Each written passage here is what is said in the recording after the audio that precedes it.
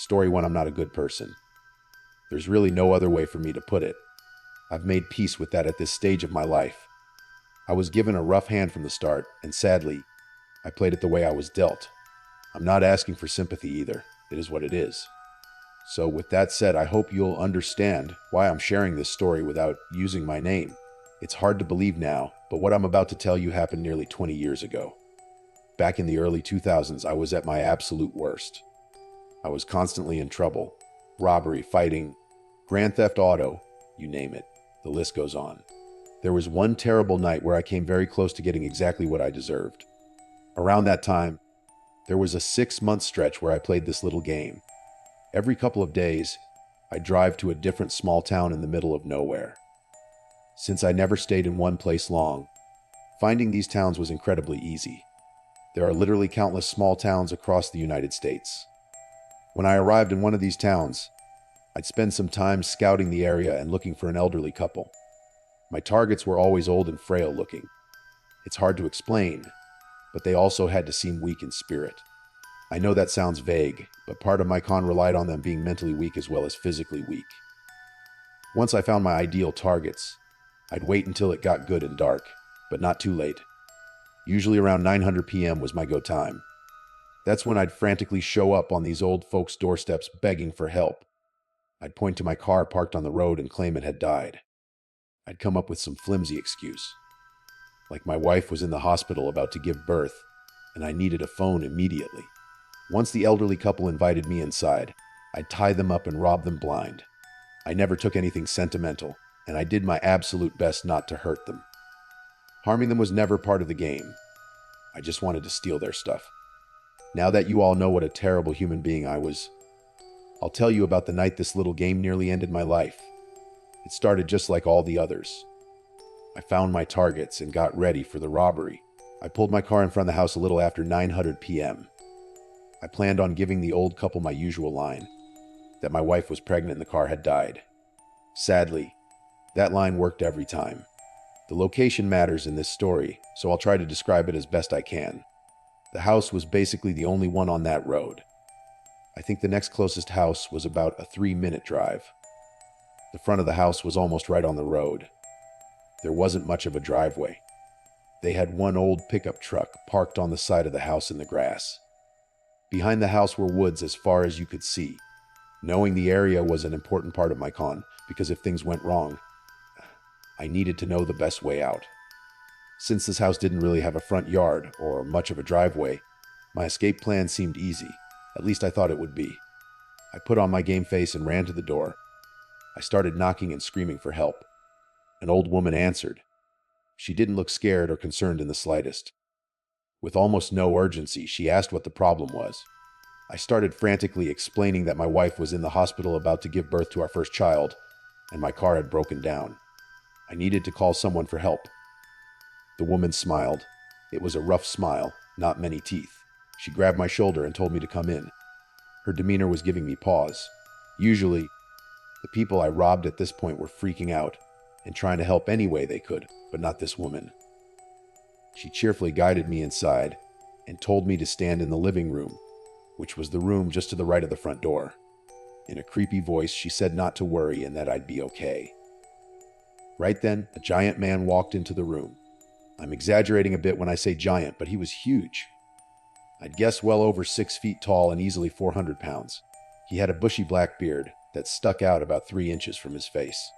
But the two most notable things about this large man were that he was holding a hunting rifle and he was not old. He couldn't have been more than 25 or maybe 30. Younger people weren't as easy to fool with my game, so this was a major oversight on my part. The woman spoke up and told me this was her son, and he'd go out and take a look at my car. Before I could even get a word out, she shouted, "Hank," at the top of her lungs. She started telling me that her husband Hank was in the other room, and he'd for sure help me. She kept yelling for Hank, and at the same time her son went outside. I started to panic a bit, because her son would clearly see that my car was fine, and I didn't think rushing out was the best idea since he was walking around with that rifle. Hank limped into the living room where I was standing and just stared at me. The old woman said something about helping me, and Hank just mumbled under his breath, This is when I noticed the smell. Everything happened so fast after I got to the door that I hadn't realized how bad the smell inside the house was. Really, really bad. It wasn't body odor. It was something else. Something worse. That's when I decided it was time to leave. I started creeping toward the door, and I saw Hank mirroring my movements toward the door. The old woman was also creeping closer, asking where I was going. She kept asking what was wrong and if I still wanted their help. I made up a stupid lie and told them I needed to get something out of my car. Both of them were closing in on me. When I was about 6 feet from the front door, I made a hard move and sprinted the rest of the way. As I ran, I felt Hank try to grab me, but thankfully my youth let me slip away quickly. For a split second, I'd forgotten about their son outside. That intense moment inside had my blood pumping, and leaving was the only thing on my mind. When I got to the car, I noticed that all 4 tires were completely flat. As I ran closer and inspected them, I could easily tell they'd been slashed. I didn't know what to do or what was going on.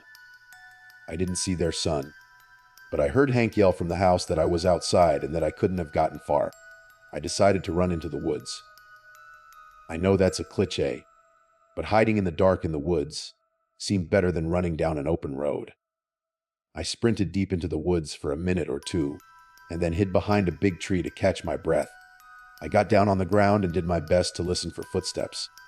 Not long after, I heard heavy footsteps coming toward me. I couldn't move because that would clearly give away my hiding spot. I held my breath and tried not to move a single muscle. The footsteps got louder, and they felt like they were right on top of me. I looked to my side, and 2 feet from my head was the old couple's son walking past me, swinging the hunting rifle in his hand. I think the only reason he didn't hear me was because of the loud sound of his own heavy footsteps. I could feel myself shaking as he stepped by. Somehow, he didn't see me and just kept walking into the dark. I waited for him to get out of sight, and then I basically crawled out of the woods. When I got back to the house, I snuck quietly back to my car. I could see through the windows that the old woman was just standing there looking out toward the woods. Somehow she didn't see me. I didn't see Hank, which made me think he must have been in the woods too. I decided to do the stupidest thing ever, and I still can't believe it worked. I got into my car with its flat tires and essentially rolled down the street as far as I could before the tires were completely destroyed. Once I could hear them grinding on the pavement, I got out of the car and ran as fast as I could back to town. It took me a while, but I made it. I eventually got someone to tow the car out of there, and I didn't tell them or any police about the old people. I didn't want anyone digging too deep into my life. Once I got away and had the car towed, I didn't want to think about those people ever again. I don't really know for sure what happened that night. I know what I felt, and I know what I saw. The body language, the smell, the slashed tires, everything added up to something bad. I saw this experience as a middle finger of karma from the universe. I did clean up my act somewhat soon after this, but I definitely didn't become a saint. I'm still a bad person for my past. I'm just not as bad as I used to be, and I do feel regretful and remorseful for a lot of what I've done. Honestly, though, I think whatever those people were up to was far worse than whatever I was doing out there. I've never shared this story in full before, because I don't like how it makes me look. Story 2, basically, I spent a little over a year being a criminal. I worked as an overnight security guard for a large strip mall in my hometown. For obvious reasons, I'm not going to mention the name of my hometown, the mall, or anything else that could potentially get me in trouble. For the first few months, I took my job very seriously. Once I had the lay of the land, I realized how insanely boring my job was. At first, it was like a dream job. I'm a night owl, so staying up all night is nothing new. I also don't love people, and this job had about zero human interaction. I would monitor the security cameras, make a few nightly walks around the mall, and basically listen to podcasts or watch shows on my phone all night. This honestly got old a lot quicker than I thought it would. It was the boredom that got to me. I needed something to give me a little spice in my life. I'd spent most of my life up to that point never getting into trouble. I wasn't a bad kid, and for all my adult life to that point, I'd never even gotten a traffic ticket. One night after monitoring the cameras, I realized that one of the back doors didn't have a camera near it. I don't know how that could ever happen, but I was happy it did. I should explain the layout of the strip mall. Just like any other strip mall, the stores are all lined up in the front. What was cool about this mall was that behind every store was a large back room that connected every store to the security office. From the office, I had access to every store. So even though the front door of a store would be locked, I could still get in from the back room.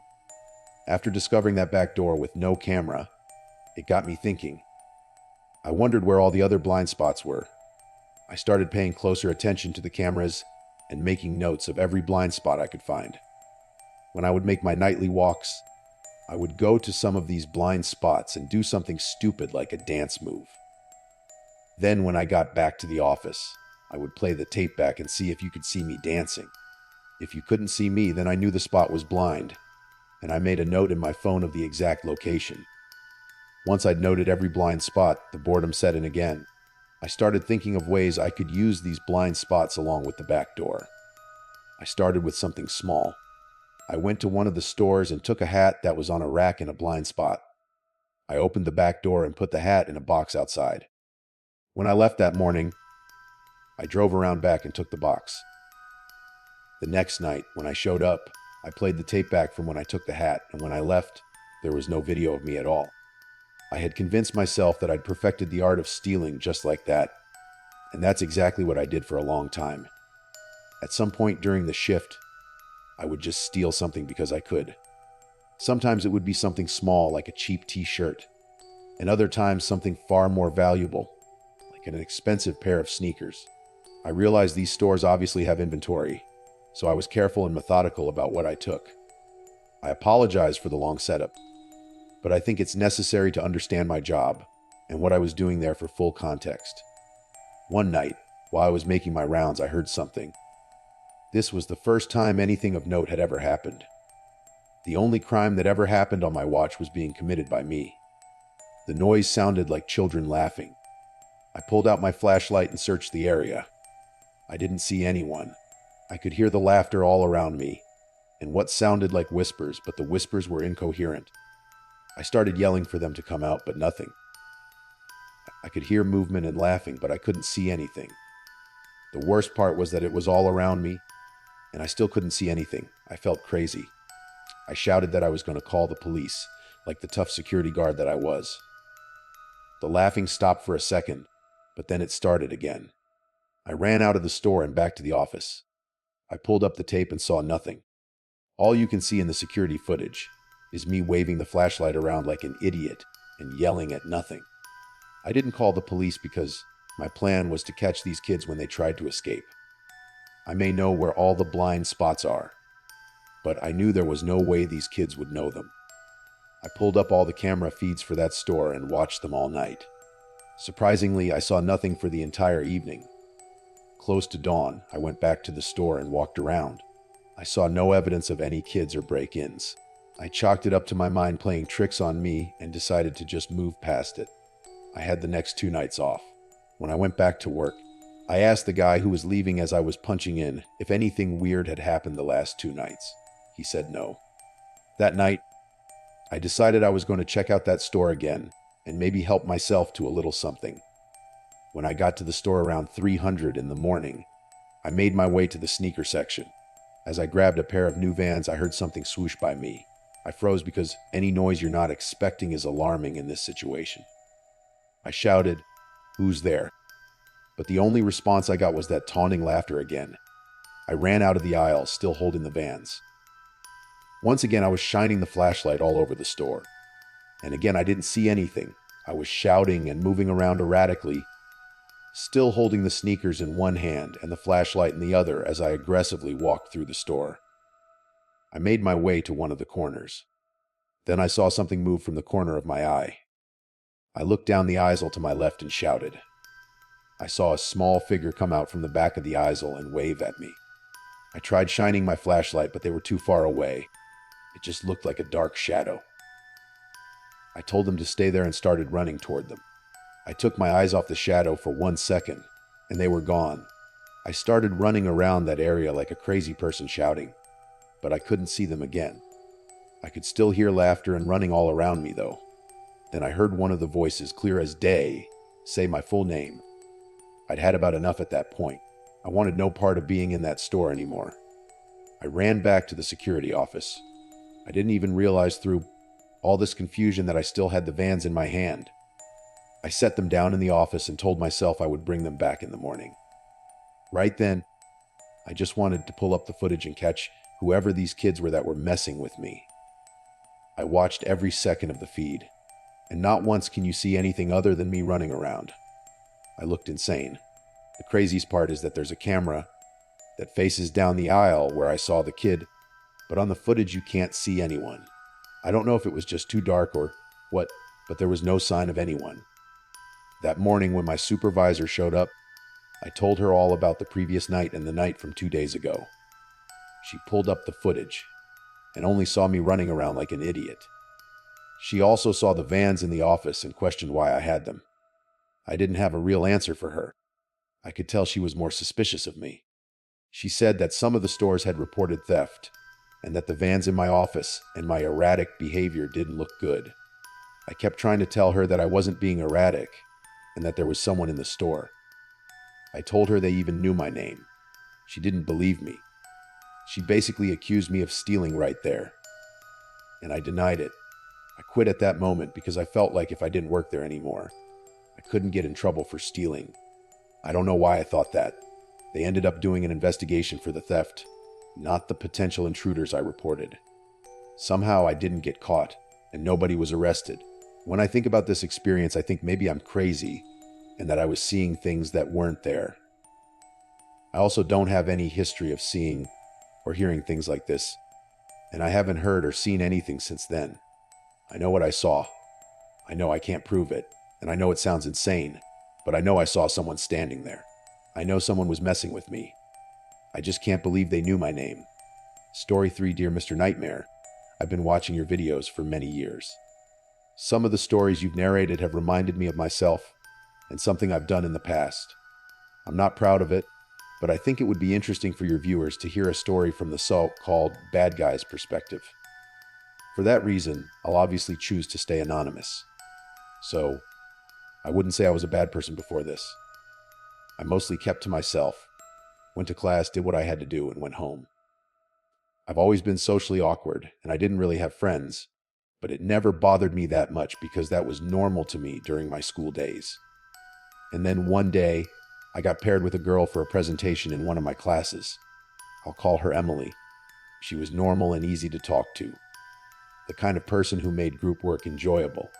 The first time we met up in the library, we went over the outline for about an hour, but I found myself paying attention to things that had nothing to do with the project.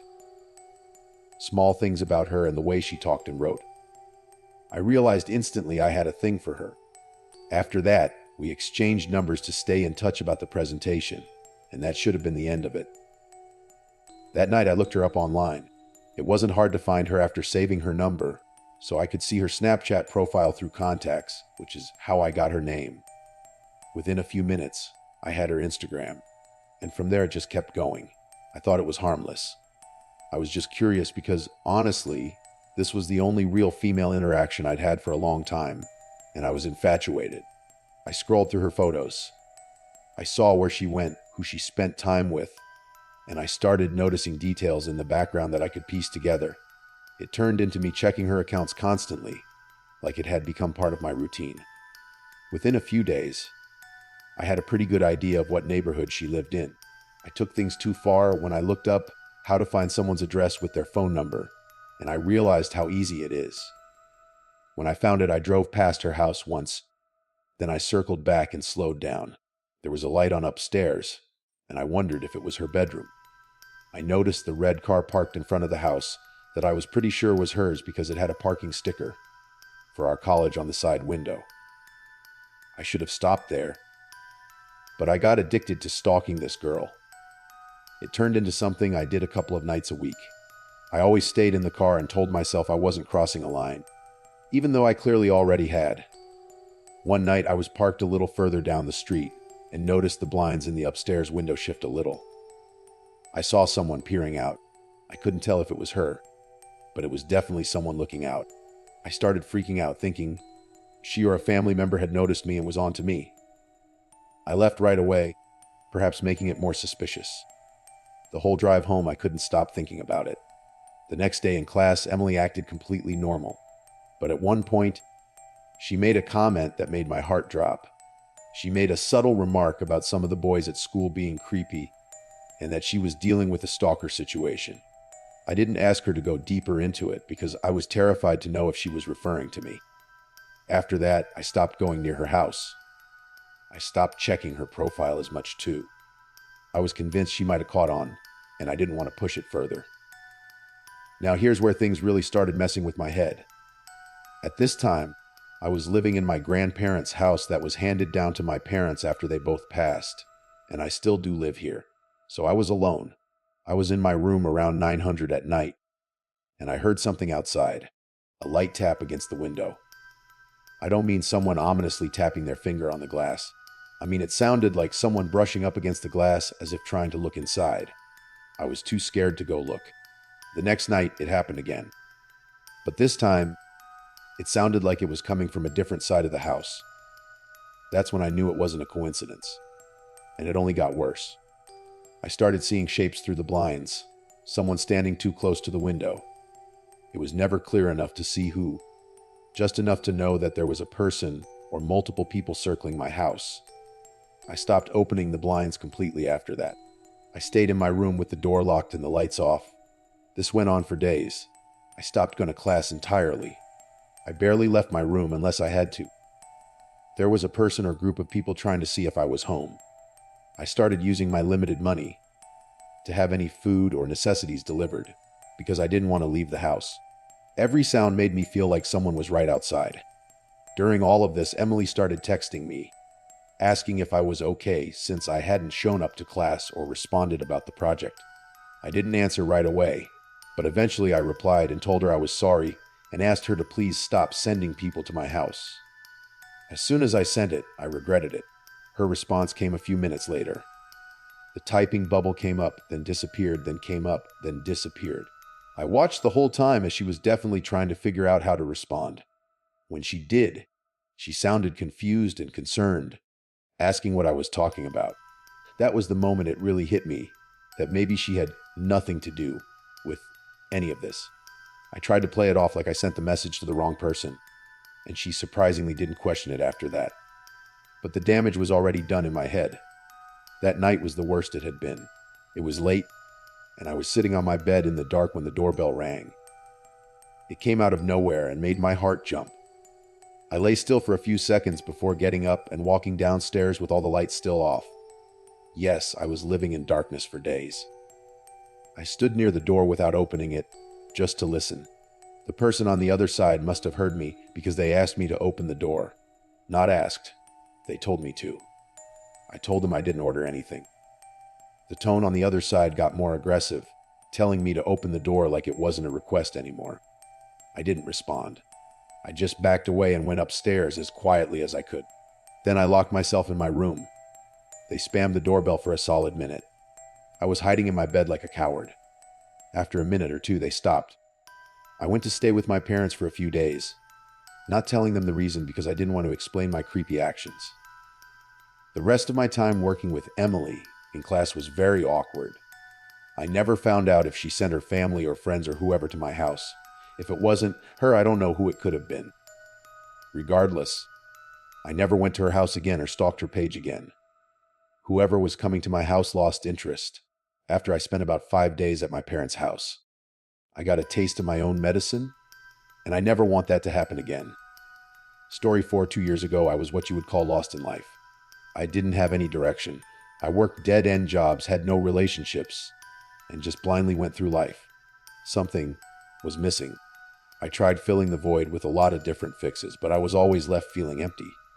Until one day I did something strange. Something that gave me such a rush. I trespassed into a home in my neighborhood. Don't worry, I know how sketchy this is.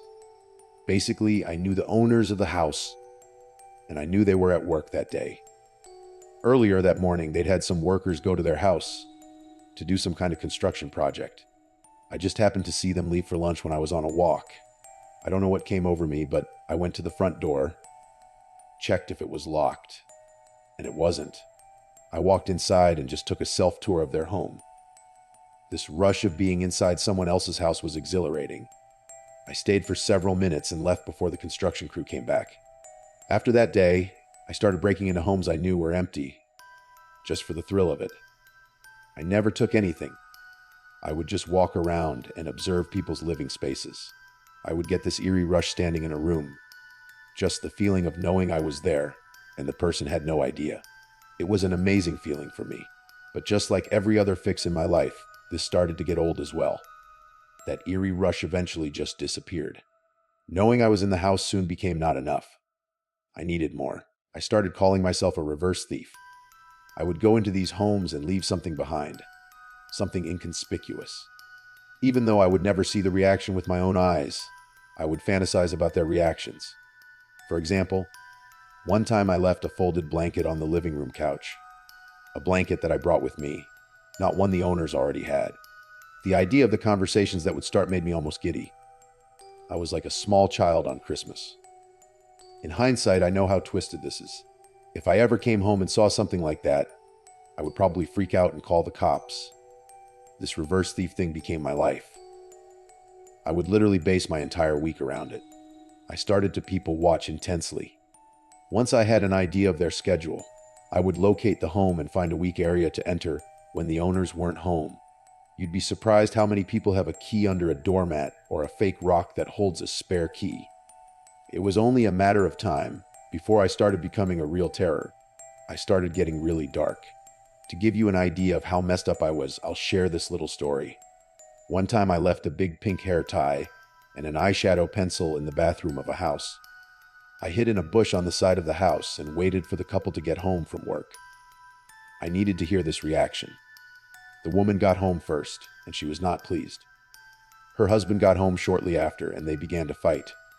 He obviously had no idea what she was talking about, but the evidence was there. Can you imagine coming home and finding something like that?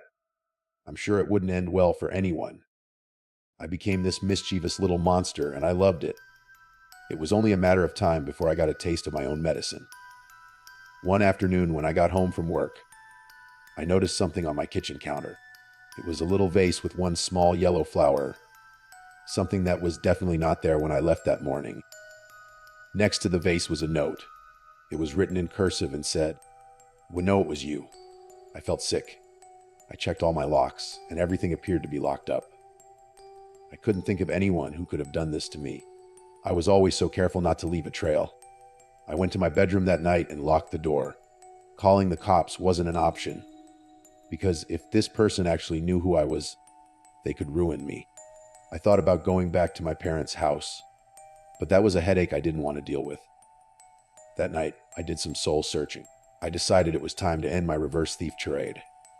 I woke up in the morning expecting to have another surprise. Thankfully, there was nothing. I ran some errands, and when I got back home, I wasn't so lucky. This time I did have another surprise waiting for me. Once again on the counter was a note accompanied by a dead bird. The note said, "We're coming for you." At that moment, I ran to the bedroom and started packing a bag. I was going to stay at my parents' house until I could figure out a plan. When I got to the room, I heard something shuffling. It wasn't coming from the room. I heard something from the vent. I went over and put my ear to the vent that was on the ground. There was movement coming from downstairs in the basement. There was no doubt in my mind that someone was down there. While listening, I could hear voices, too muffled to understand, but they were voices. I slowly got up, trying not to make any noise, even though I'd already been home for several minutes. I grabbed my bag and slowly made my way to the door. Each step I took, I felt like I was making a lot of noise. Every time I thought I heard something, I would freeze.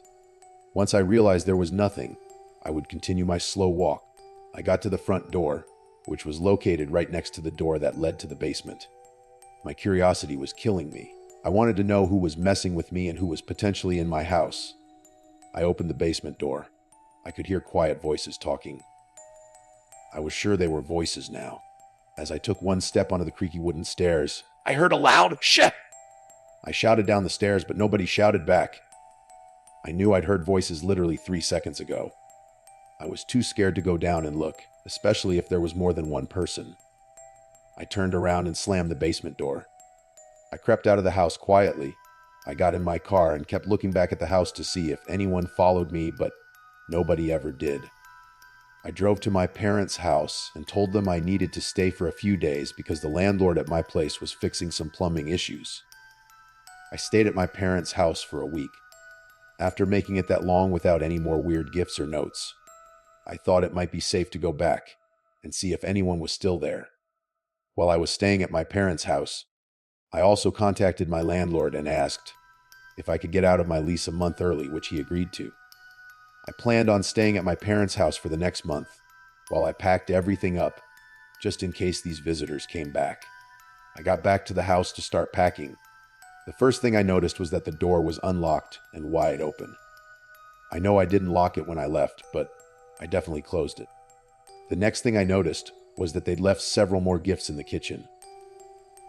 Another dead bird, more flowers, and a little toy car that looked just like mine. I went to the bedroom and listened intently to the vent. I didn't hear anything. So I went to the basement door, opened it, and started screaming down there. No noise at all. I grabbed a knife from the kitchen just in case and went to the basement. Nobody was there.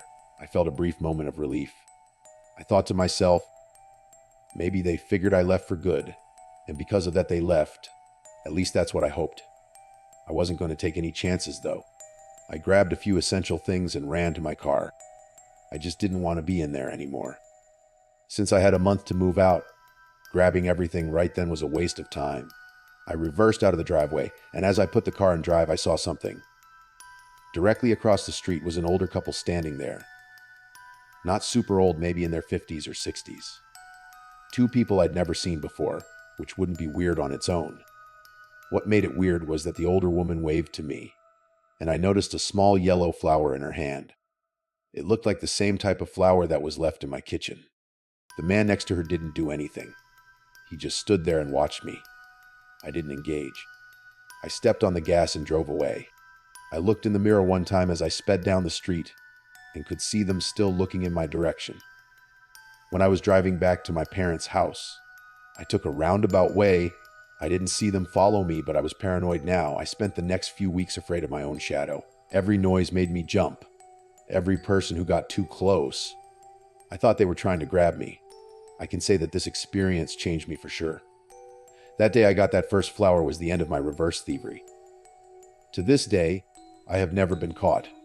But even more disturbing to me is that I still have no idea who broke into my home and why.